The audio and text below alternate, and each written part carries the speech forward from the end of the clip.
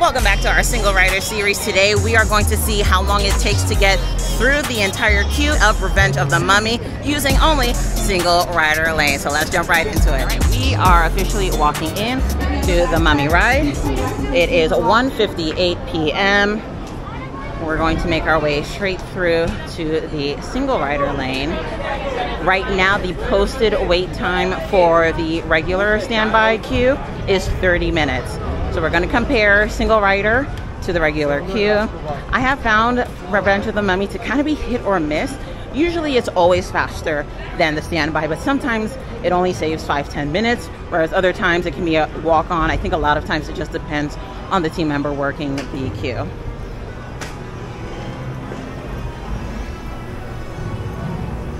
So we are coming down the single rider lane right now.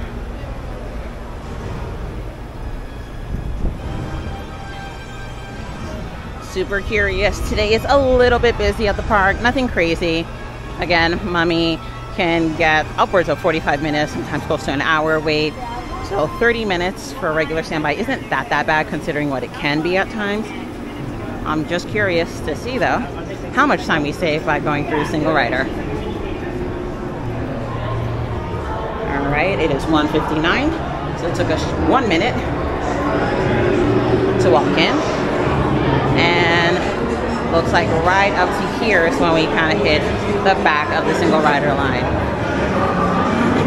And it is 1:59.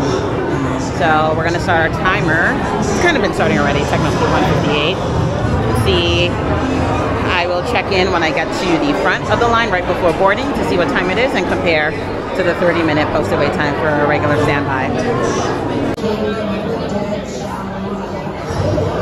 We are at the halfway point and it is 2:11, so 13 minutes so far. Let's see if we can get to the end of the queue before 30 minutes.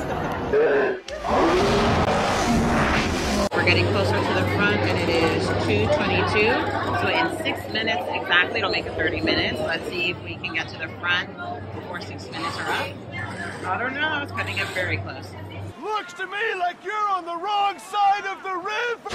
All right, it is 2:29, so 31 minutes and we're right at the front. All right, so it took 31 minutes to get to the front of the queue for Revenge of the Mummy. Now, that was definitely longer than waiting on the regular standby. However, while we were waiting online, there was a good about 5-6 minute chunk of time where none of the cars for the ride were going. So there might have been a technical difficulty during the ride itself, which caused a further delay.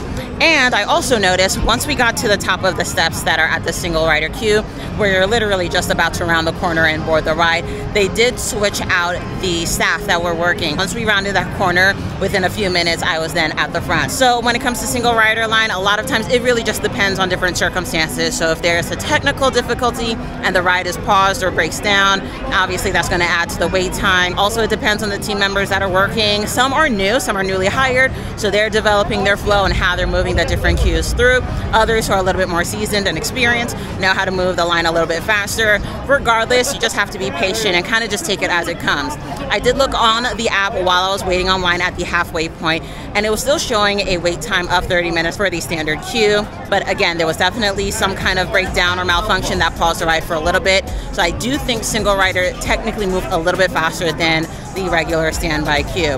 So I would actually give the standby probably closer to a 40-45 minute wait compared to those of us standing in single rider lane. Well, that was not very quick, but thank you guys so much for tagging along for the review of the single rider line for Revenge of the Mummy. I'll catch you guys in the next video, which will be Transformers: The Ride. Bye!